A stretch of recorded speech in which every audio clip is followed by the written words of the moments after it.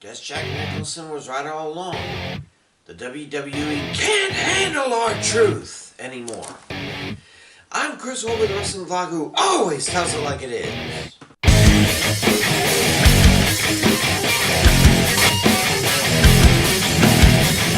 Kind of a reverse of my Royal Rumble picks. Bombed the women's ladder match, but nailed the men's.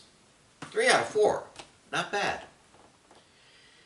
You know, if I didn't know any better about how pro wrestling works, I'd swear that John Cena found a cure for CTE. A solid clobbering upside the head with a title belt. How else would you explain Ron Killings finally ending his lovable doofus angle after over a decade and becoming, perhaps for the last time in his career, a serious wrestler? Now let's get this straight right now. Killings turned 53, the same age that I am, since July, back in mid-January. He's been in the WWE since 2008, after a rather successful 7-year run in NWA TNA. The man has been a mainstay of the company for over 17 years now, close to 19 if you count the time he was K-Quick during the turn of the 21st century. But through a vast amount of his career, he leaned more heavily on the entertainer part of the term sports entertainer. Oh, he had his wrestling moments. He won the United States title twice. Once in 2010, and even though it was only a 3-week run, it was the only true singles title he has won so far. He helped Team WWE defeat the Nexus at SummerSlam, and when he turned heel, he and The Miz as the Awesome Truth beat the holy hell out of John Cena before The Rock tagged in and power washed their chronometers. But after he and The Miz broke up, rather violently if I recall, that's when R-Truth started to slip out of wrestling and into entertainment. And it all started with 2 words: Little Jimmy.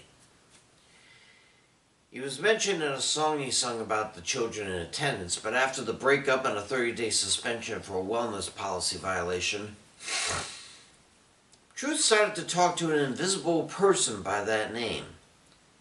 And though still active in matches and given several title opportunities with and without partners, Truth seemed more and more interested in playing with Little Jimmy than seriously participating. And over the years, his cognizance began to rapidly fade. I mean, in the 2016's Royal Rumble, he brought a ladder into the ring as if he thought it was a Money in the Bank match. He teamed and unteamed with Goldust in a feud so convoluted, I couldn't even make heads or tails of it after reading the Wikipedia article. And in 2018, after he and Carmella won the Mixed Match Challenge and was awarded a trip anywhere in the world, Truth overruled Carmella and took her to WWE headquarters. Oh, and it also earned them both number 30 spots in the 2019 Royal Rumble, though that was for naught as Nia Jax knocked him out en route to the ring. Oh, and then there were the multiple reigns of what he sometimes called something like the 24/7, 365, 7-11, 420, 25 or 6-4 championship. I stated from the very beginning how ridiculous it was to bring back the hardcore title sans hardcore rules. Apparently, though, the online crowds loved it, and R-Truth was in his prime with it. He held that unimpressive green belt 53 times for a grand total of 425 days. And was one of only a dozen people to hold the title for longer than 24 hours at a stretch. But he still acted like he had no idea what he was doing. Whenever he lost the title for a significant time, he thought he actually lost it and was looking for it. He tried to insert himself into the Judgment Day. He thought DIY was D-Generation X. He thought it was a good idea to re-team with the Miz to regain the Raw Tag titles at WrestleMania 40, which he did, until they lost the renamed World Tag titles to Judgment Day and disbanded.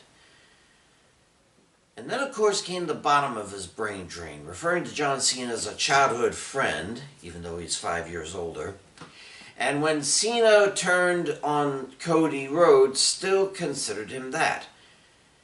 He just felt that Cena was suppressing Mr. Hustle, loyalty, and respect.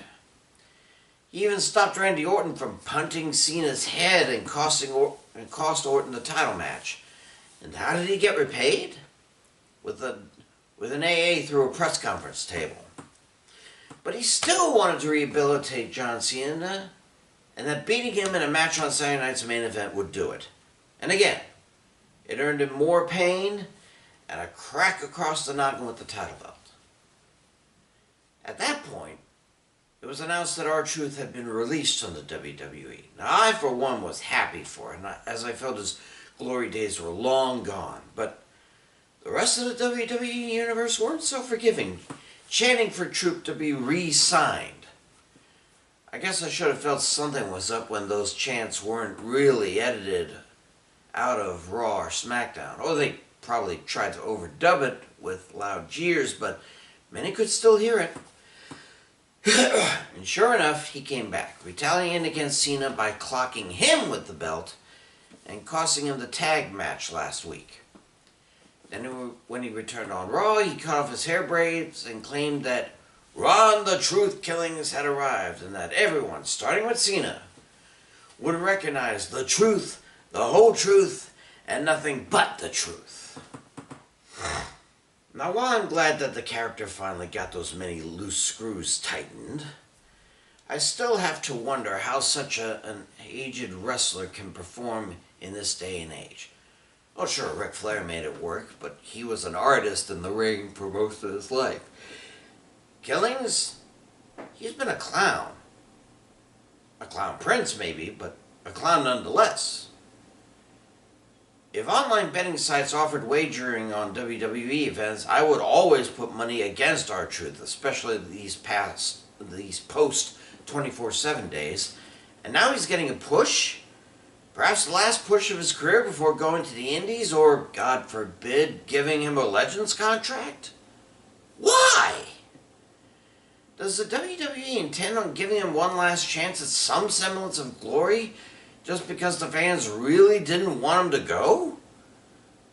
They toss away good talent like Braun Strowman from in-ring action, but now bring back someone who's barely fought in a match, let alone win one, in all this time?